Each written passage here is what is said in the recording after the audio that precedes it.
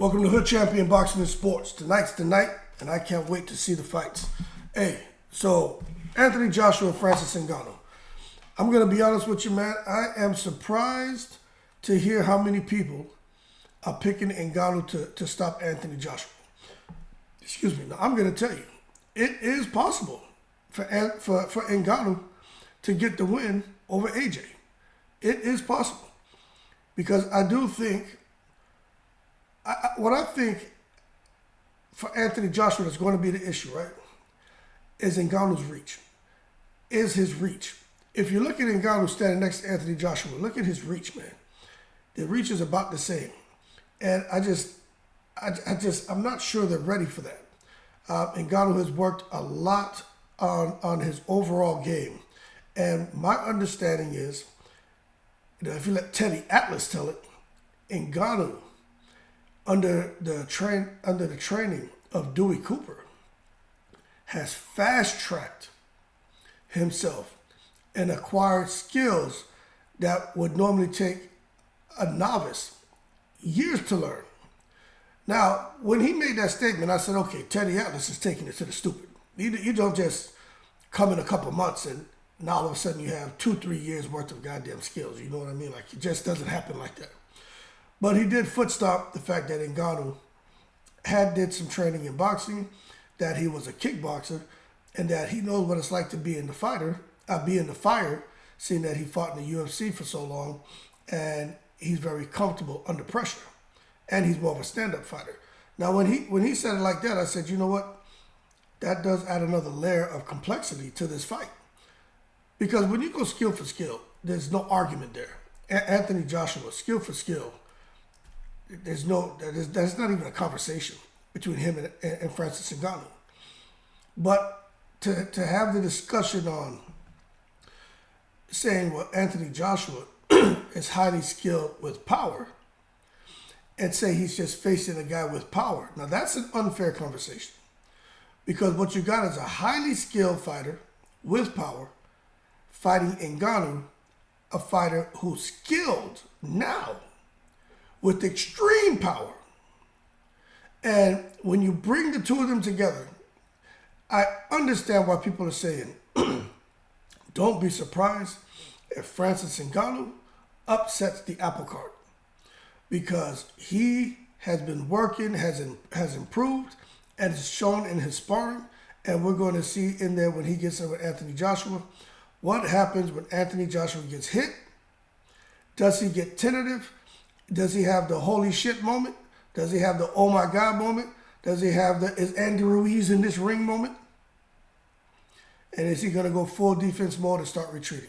And Francis Ngannou, being the predator that he is going to sip that blood, and he's going to converge on him. He's going to be chasing Anthony Joshua all around that ring, and going to have Anthony Joshua looking bad.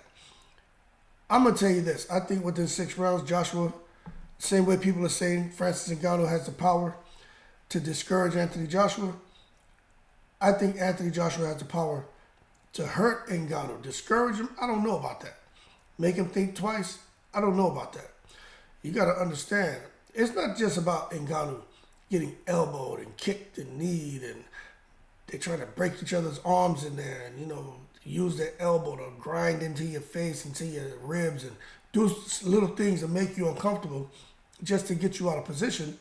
That way they can make you tap out, right? There's nothing like the stuff Ngannou's been through when it comes to that MMA training.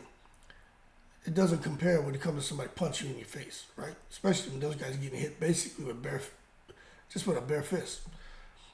I just think Ngannou's perseverance from a young kid, working in them sand mines, leaving Cameroon, the trek from Cameroon to goddamn in Spain, seeing people die, him almost dying, the shit that he had to eat just to survive, ending up in France, living on the street, and ending up where he is now. I just can't see a man like that getting discouraged. But what I will tell you is Robert Garcia, who was a former trainer of Anthony Joshua, he trained him for the second Usyk fight, he predicted within 3 rounds Joshua was going to stop Francis Ngannou. And, I guess it's possible, but within 3 rounds, I don't know. But Garcia prepared Joshua for that Usyk rematch, man, and he feels that Joshua is vastly improved. Now, I don't think Joshua is vastly improved. I think you saw him fight Wallen. They knew what Wallen brought to the table, okay? And he had been sparring Wallen for a while now. So he was comfortable with Wallen. So what you saw is not an improved Joshua, but a comfortable Joshua. As a result of him being comfortable, he was comfortable letting his hands go. And he got the result he was looking for. But as far as him getting in the ring with Francis Ngannou, I just don't think we're going to see him coming there free swinging and doing the things he was doing against Otto Wallen. I don't think so. And if he does, he may have great success early, like Robert Garcia is predicting, in a third-round knockout.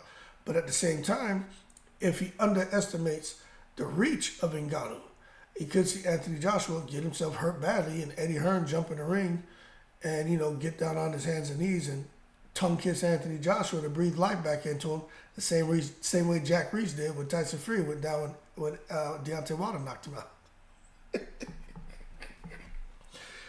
Because Jesus Christ, don't mess with Anthony Joshua. That's Eddie Hearn's baby. You know what I mean? Like, Eddie Hearn has the kind of love for Anthony Joshua like Arsenio Hall had for Eddie Murphy. Like, you don't say nothing bad about Anthony Joshua. You don't do anything to hurt Anthony Joshua because Eddie Hearn will go crazy. But anyway, man, Robert Garcia, he says he doesn't think Anthony Joshua's in any danger at all. He felt Tyson Fury was embarrassed himself against Ngannou, wasn't in shape, wasn't training, didn't take him serious, and that's why Ngannou looked the way he did. But he does believe Joshua within 3 rounds gets him out of there. He says he's a professional, always in shape, takes the fight seriously. He's not going to be like Tyson Fury, which we know that. He's had 3 great wins in a row, talking about the, what's the guy's name? Jermaine Franklin, Robert Helenius, and Otto Wallen. And he just feels that right now, Anthony Joshua is on a high and staying busy and staying active. It just doesn't give Ngannou a chance at all to get a win. But he says the key for Anthony Joshua is setting things up off the jab. When he sees the opening, let the right hand go, and which he don't think he'll have any trouble landing because, for the most part, Ngannou's a stationary target there to be hit. And he said we just have to see. The only chance he gives Ngannou is a puncher's chance. But I don't know, man. We'll see what happens. Dewey Cooper, I don't really know if Dewey Cooper's known for really leading anybody to being a champion. I know he's always in the boxing gyms. But what I will say is I think there's a benefit that Ngannou had to fighting Tyson Fury for his confidence, and also a benefit to getting that ring experience and continuing training. And I think all of that's going to benefit him in there against Joshua. Does he beat Joshua? I don't know.